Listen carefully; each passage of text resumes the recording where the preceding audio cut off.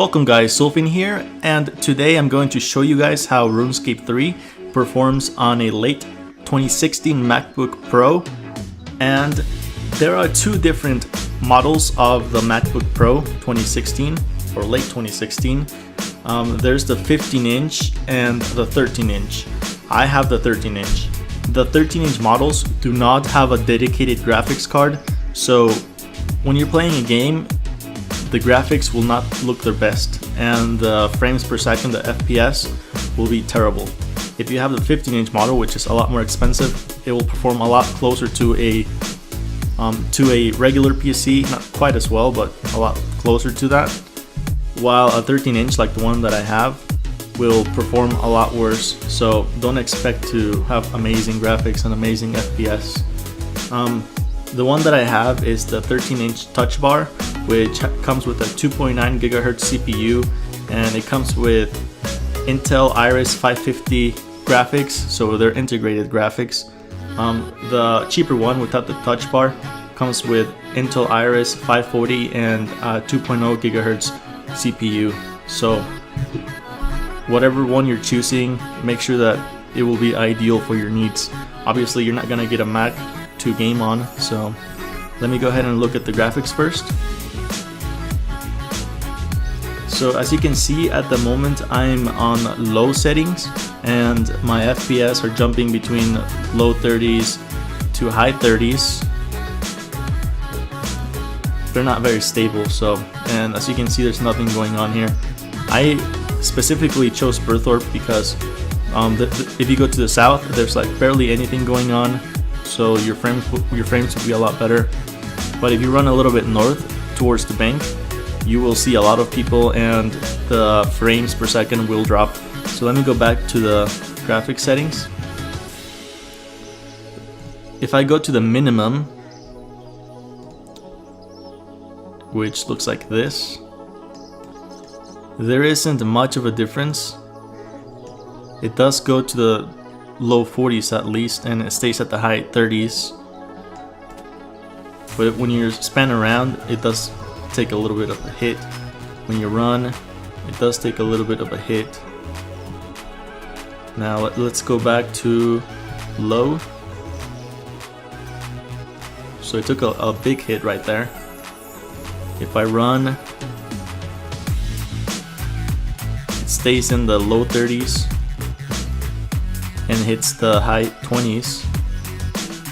So about 29 to 31, I would say. If we go to the mid settings, it takes a huge hit. So now we're looking at the high 10s, like 19 all the way to 33. When I span around, it's very glitchy and it goes to 10 frames per second. Yes, very glitchy. Now let's go ahead and go up a little. Let me zoom in so you can see how the graphics look. I'm using a mouse here, so it's very slow. So this is how the graphics look. Let's go ahead and up it up a little bit. High settings. So it's taking a little bit to load. Okay, 3.7, 17, 20. So let me go ahead and zoom out. When you span around, it's very glitchy. It's not smooth at all. Let me walk around.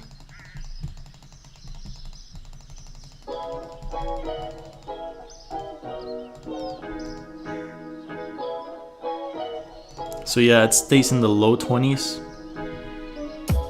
Now let me go ahead and put it on ultra so you can see how it looks.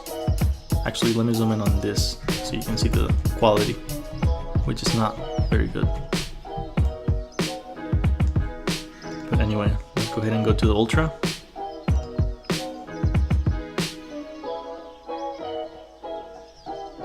Okay, so it took a huge hit.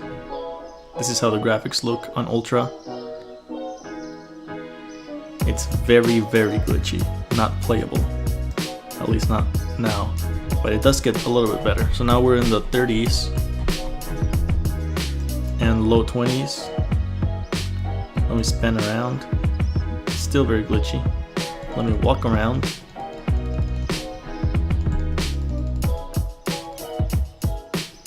So it is kind of playable, but if you're used to high frames, it's not gonna be very playable to you at all.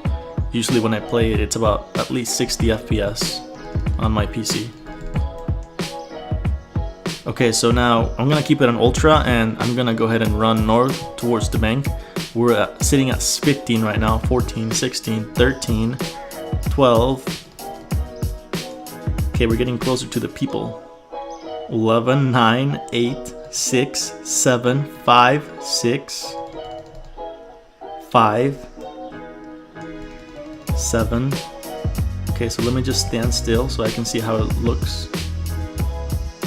So without moving anything, it stays at about 9 FPS.